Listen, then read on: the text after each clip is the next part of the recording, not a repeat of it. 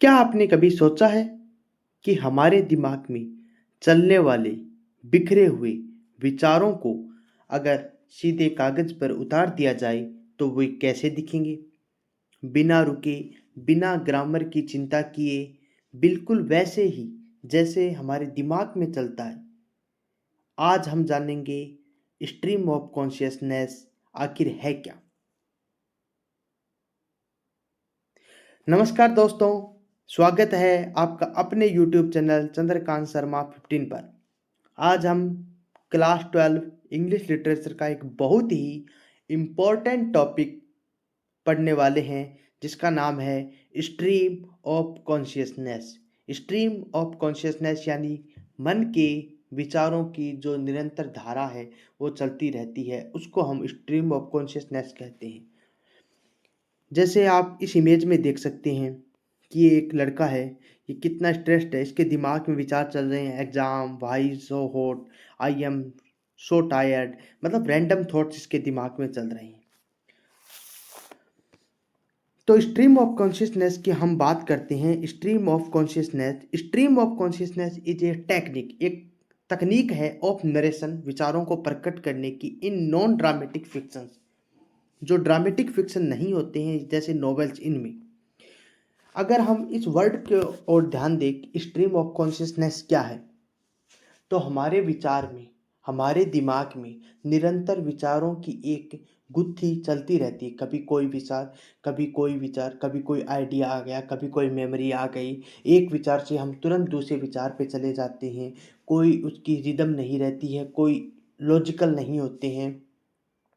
ये जो विचार हमारे दिमाग में पूरे दिन चलते रहते हैं। कभी हम सोच रहे हैं कि एग्ज़ाम आ रहा है तो एग्ज़ाम के लिए क्या पढ़ना है, कैसे पढ़ना है। बीच बीच में हम सोचते हैं कि यार हम अच्छे से नहीं पढ़ पा रहे। क्यों? रीज़न है कि मान लीजिए कोई गर्मी बोल दे कि बहुत ज़्यादा गर्मी है, अब गर्मी की वजह से मैं नहीं पढ़ पा रहा, तो उसको अचानक दिमाग में आएगा कि यार उस टाइम भी एक बहुत गर्मी थी, मैंने एसी ऑन की थी, अचानक लाइट चली गई।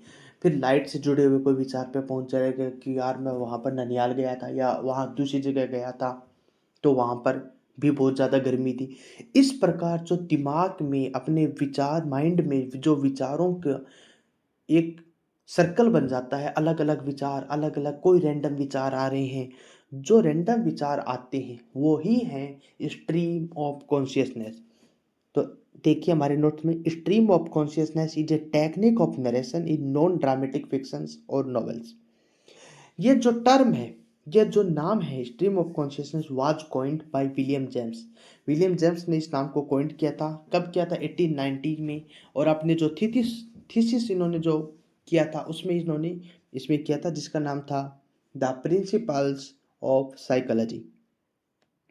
अब देखिए, स्ट्रीम ऑफ जो कॉन्शियसनेस है presents the characters thoughts and feelings in the way people actually think। सीधी सी भाषा में जो अपन देखते हैं ये है, stream of consciousness presents the characters thought, जो आदमी के करेक्टर, जो आदमी के विचार हैं और क्या है, फीलिंग्स है, इन द वे, उस वे में जिसमें पीपल एक्चुअली थिंक, जिसमें लोग सोचते हैं। यानी हम जैसा जैसा सोचते हैं उसको अपन वैसा का वैसा लिख दें, वही है स्ट्रीम ऑफ कॉन्शियसनेस। अब देखिए आगे, it such flow of stream of a characters mental process in which, जिसमें थॉट्स, आइडियाज, रिएक्शंस, मेमोरीज में इंटरमिंगल, जिसमें ये सारे जो विचार हैं, जैसे कोई भी थॉट है, आइडिया है, रिएक्शन है, मेमोरी है, ये इंटरमिंगल होते हैं, यानी मिक्स होते हैं। और मिक्स भी कैसे होते हैं? इनकोहेरेंट एंड इनलॉजिकल ट्रांजेक्शंस में। एक बार दोबारा देखिए, कैसे विचार होते हैं मिक्स? इनकोहेरेंट, इनकोहेरेंट मतलब अस्पष्ट होते हैं, और इलॉजिकल ट्रांजिशंस होते हैं, यानी अतार्किक होते हैं। यानी जो विचार हमारे दिमाग में लगातार चलते रहते हैं वो इलॉजिकल होते हैं, इनकोहेरेंट होते हैं। यानी ये नहीं कि इसमें एक क्रम क्रम से पढ़ते जाएंगे, नहीं, खुद तार्किकता नहीं होगी। अब हम पढ़ाई की बात कर रहे हैं, पढ़ाई की बात से ही अपन गर्मी की बात पे चले गए, गर्मी की बात से ननिहाल की बात पे या और कहीं पर बात पे चले गए। ननिहाल से याद आएगा कि यार हम ननिहाल जाते थे, वहाँ पर क्रिकेट बहुत खेलते थे, तो बात शुरू हुई थी पढ़ाई से और कहाँ पर क्रिकेट तक पहुँच गए। तो इनमें तारतम्यता नहीं रहती। तो ये जो स्ट्रीम ऑफ कॉन्शियसनेस के अपने थॉट्स होते हैं, ये इनकोहेरेंट होते हैं, इलॉजिकल ट्रांजिशंस होते हैं।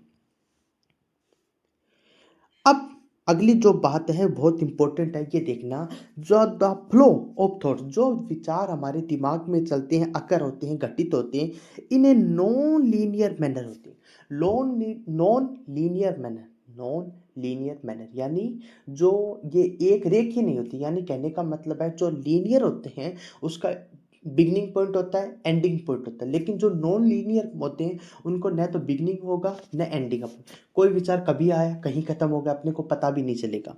विदाउट हैविंग एनी बिगिनिंग और एंड, जो ये विचार होते हैं नॉन लीनियर होते हैं, इनकी न तो कोई बिगिनिंग होती है न एंड होती है।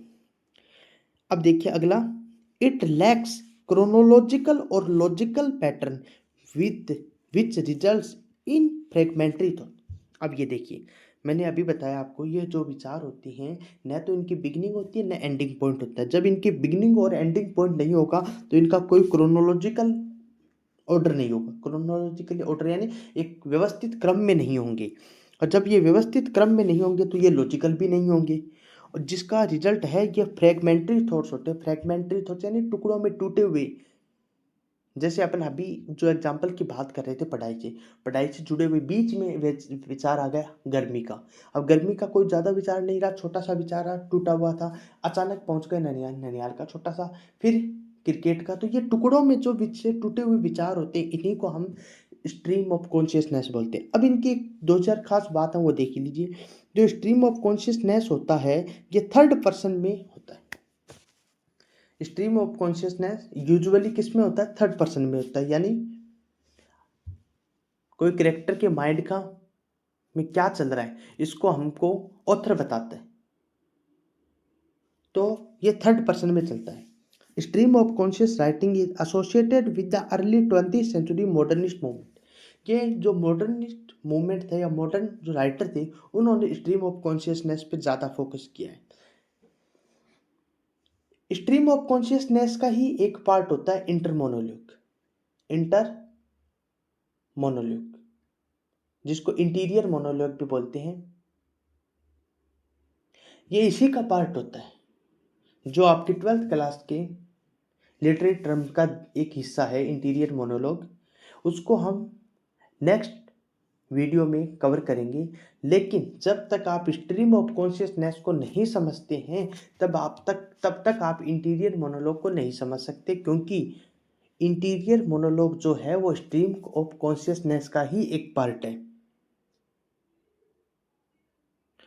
आप तो ये हमारा स्ट्रीम ऑफ कॉन्शियसनेस का वीडियो हुआ। आपको कैसा लगा? अच्छा लगा हो तो हमारे चैनल को लाइक कीजिए, शेयर कीजिए, कमेंट कीजिए, और अब तक अगर आपने चैनल को सब्सक्राइब नहीं किया है तो हमारे चैनल को सब्सक्राइब।